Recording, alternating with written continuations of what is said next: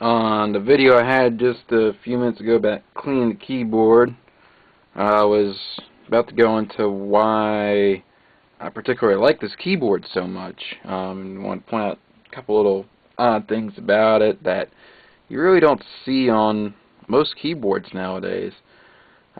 This keyboard came with one of my first computers I had, I should say. I think it was my third computer I ever had. First one was a Commodore 64. The second one was a Head Start 300, and then the third one I had was a Hewlett-Packard Pavilion. And that thing was running Windows 95. That was the first system I ever had that had actual real GUI, so to say, to it.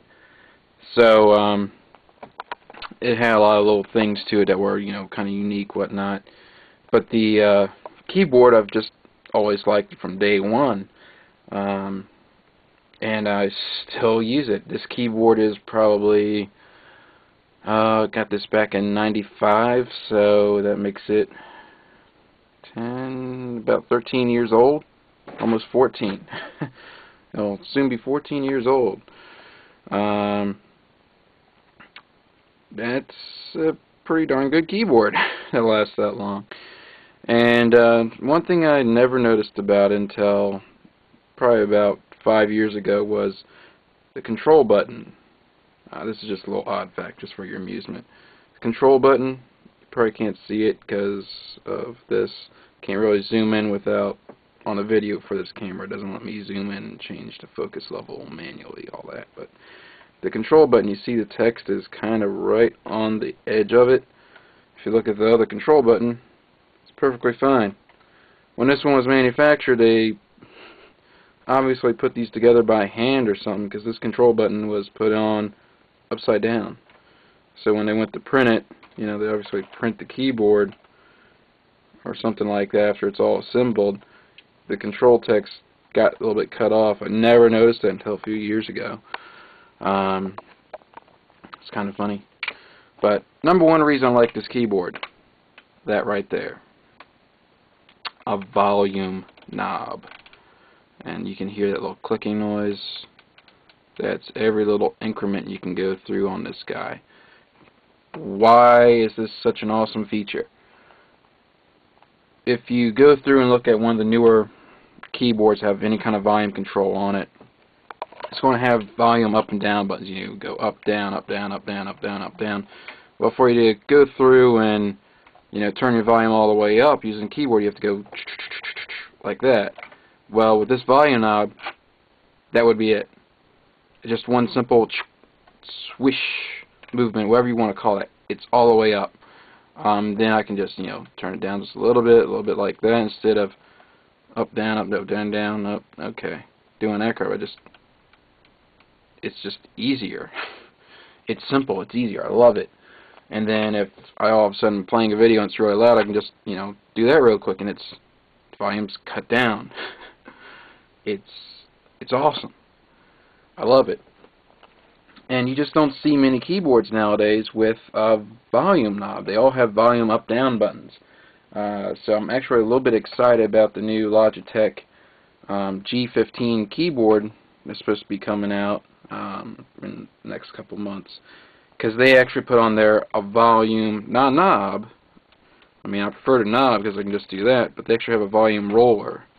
So, you can just and go straight through it. In particular, I talked to the Logitech guys about it. They said it actually has a glide function, so basically you just do that, it's going to roll down through the volume. I love that. So I can just do that and then stop it instead of this up down nonsense. So yeah, that's number one reason I love this keyboard, and I've used it this long because of that simple fact. It's got a volume knob. I've been unable to find any keyboard recently made that's got a volume knob that I actually like, or even has one. On top of that, another thing about this keyboard, and this is just keyboards in general, are this is that this one has a PS2 connector. A lot of keyboards now have USB. And you're probably wondering, why is that a bad thing? Well, if you're using Windows XP and you want to use a USB keyboard, you got to install drivers for it. Most of the time. Most of the time. If you go through and you just disconnect your keyboard and mouse, and then you go through and hook up a keyboard and mouse, this is talking about USB, on a Windows XP system, guess what? You can't use your keyboard and mouse yet because your keyboard and mouse drivers aren't installed. And Windows is telling you, okay, to install the drivers for this, click Next. But you can't click Next because your keyboard and mouse drivers aren't installed. It's a catch-22. Now, Vista, they did fix that, and part of, you watched a couple videos a little bit earlier when I was cleaning out the system, I mentioned I was imaging my hard drive. I'm actually going through making a duplicate of my hard drive, and because I suspect, one, that my drive might be just starting to go a little bit. I've had it just randomly do some stuff that just doesn't make sense. My Firefox has just been randomly crashing out for no reason at all, and I just want to go ahead and replace that drive just to be safe. And I figure at the same time I might as well go ahead and upgrade my system to Vista since I've got pretty much a day off. Might as well do it. I've been wanting to do it for quite a while. I just never had the time to do it. So I'm going to be doing that, and I figure, hey, I go through, I image the drive, I put Vista on it, and if for some reason it hits the can or whatever, I still have my original drive. I can just plug it in and keep going. So yeah.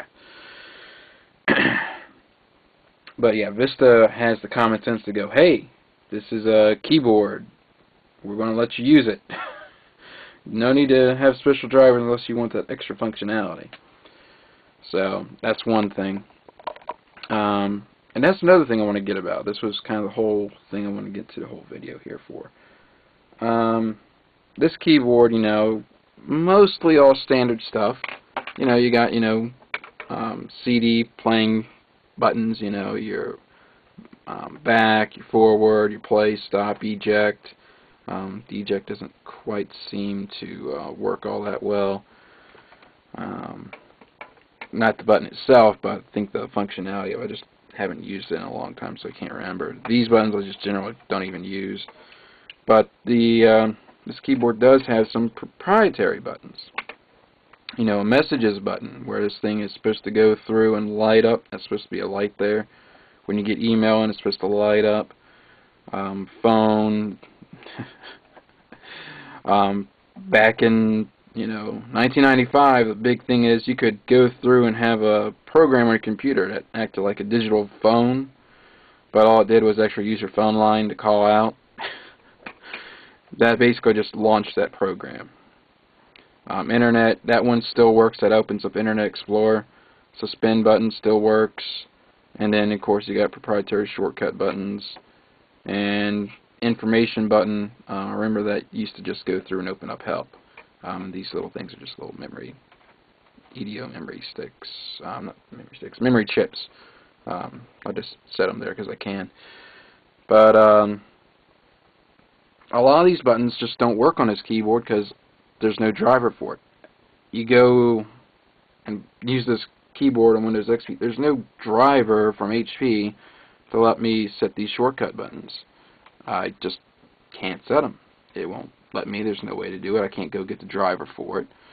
So that's one thing that has me a little worried about this Logitech G15 keyboard. It's supposed to be, $200. Currently, that's what they're saying. The price is going to be $200 for it. But what's going to happen in 10 years when Windows 10 comes out? Windows 7 is supposed to be coming out soon. But what happens when Windows 10 comes out? Are they going to have drivers for it? Probably not. Is a lot of my functionality, for all those macro keys that are going to be on the side, or is that going to just go away? Am I going to basically be throwing away the money on that keyboard? A good chance on it. So yeah, let me know what your preferences are on your keyboard. Do you prefer volume knob, up-down buttons, what? Do you think keyboards with special drivers are just nonsense? What's the deal? Feel free to post a reply here or send an email. Visit us at www.defcon-5.com/NOC.